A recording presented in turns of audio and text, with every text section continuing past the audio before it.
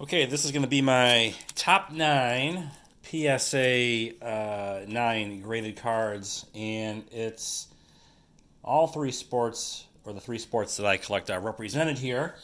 I had a hard time picking number 9, extrapolating value for this card here. It's the 2001 Topps Traded Gold Albert Pujols rookie card. So very rarely seen. And so I put this at ninth place, and I valued it somewhere around like around 400 based on BGS sales, PSA 8s, whatever data I could get from the eBay sold auction listings. So yeah, these and I've said it many times in the past, but these gold cards, especially these 2001s, just really hard to get in high grade.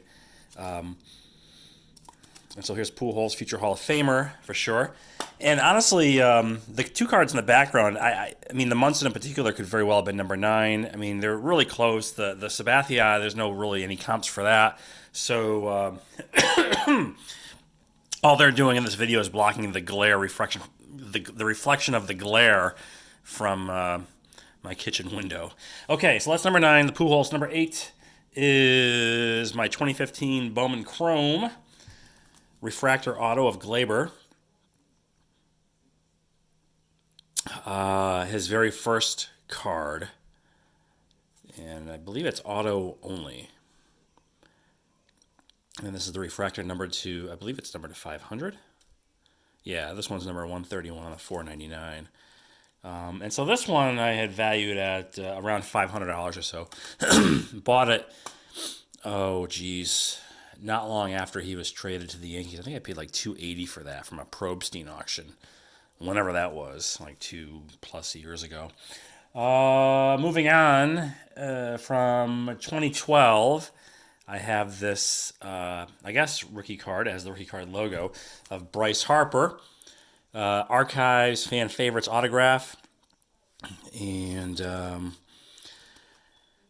yeah, I like Harper. I know he's, I think I mentioned it in a previous video, but I know he has has had a bad attitude, generally speaking, in the past, but I do like his skill set, and like anything, or like anyone, as long as he stays healthy, he's going to compile a pretty impressive career stat line, in my opinion.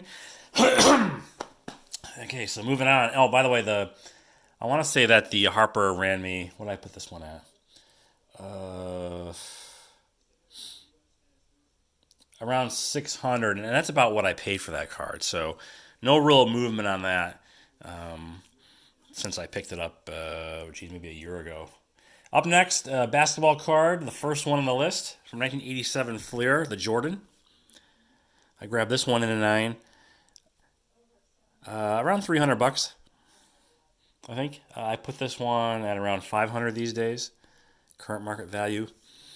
It's not an exact science. All I'm doing is I'm kind of going to eBay and just looking at seeing what they sell for and getting a rough average in my head, and that's how I did this list. Okay, and so this is number 5, and this is the 1980 Topps Rickey Henderson 9. At one point during the crazy run-up in the summer of 2016, this card went over $1,000, I believe. And then for a while, it was hovering around 700 or so. Actually, I didn't. What did I have this one at? This one I have in around 500. So I think it's creeped back up a little bit. But there was a time when this thing dropped back down to like in the 350 range. But it's just a super card to have. It's probably one of the best-looking rookie cards of any big-name Hall of Famer. 1980 Topps, also difficult to get in high grade. I mean, what does a 10 go for? Like $20,000. So, moving on, we are at number 4, and it looks like it's going to be Joe Montana from 81 Topps. Now, I bought this card. In fact, a lot of the football cards that I purchased, I bought them around I want to say the fall, so not too long after that big run up in price. So I paid a little more, and this thing dropped back down. I have it around $700 right now. I paid like $775 or $750. For a time, it was approaching $1,000, maybe a little more, and then it dropped back down to around $500. But it seems to have creeped back up a little. So really nice Joe Montana. Hard to find center. This one's okay. This, if you want to nitpick, left to right is not perfect, but close enough. It's a nice 9. Joe Montana. So that leaves the top 3, and they are all basketball cards. Seems like basketball cards is where the money's at. Especially cards in high grade from the last 20 years or so.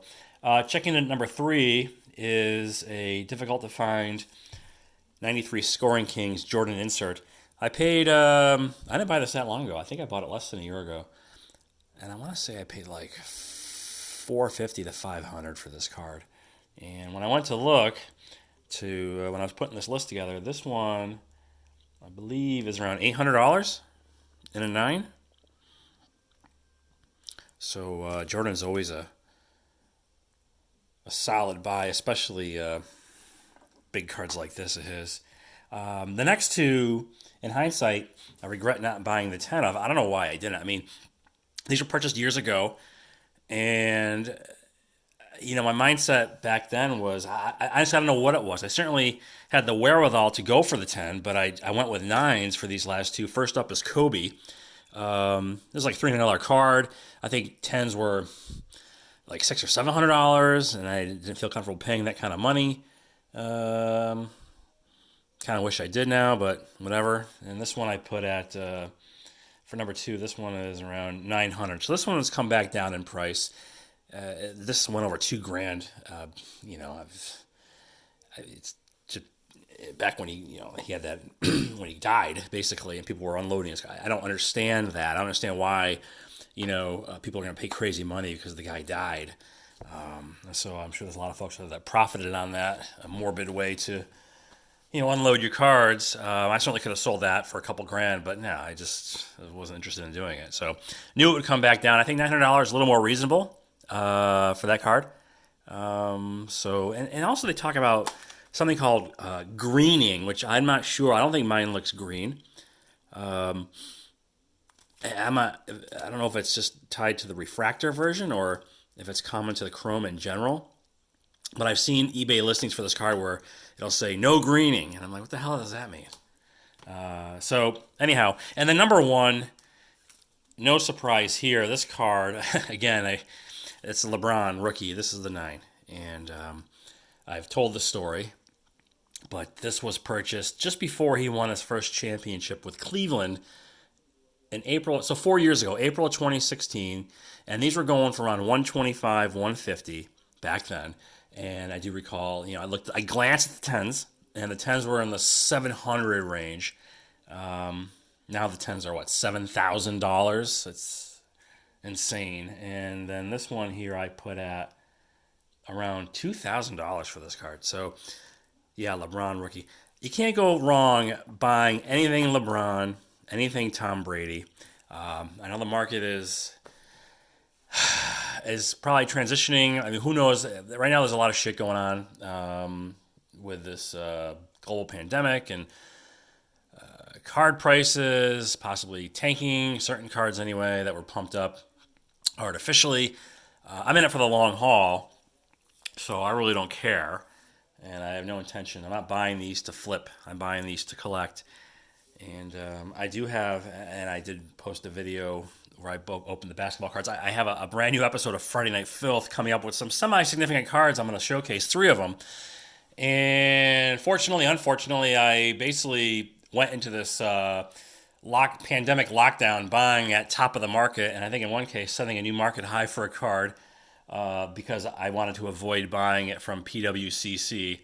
Anyway, I'll explain all that when I get around to that video. But anyway, this is my top 9 PSA 9 card collection. You know what? That damn... Hold on a second. Oh. Top 9 PSA 9. And I think if there's enough interest, I can do one more. I could do a top 8 PSA 8. If you want to see it, let me know below. I don't know if that will be as interesting of a countdown, but anyway, thanks for watching. Talk to you later.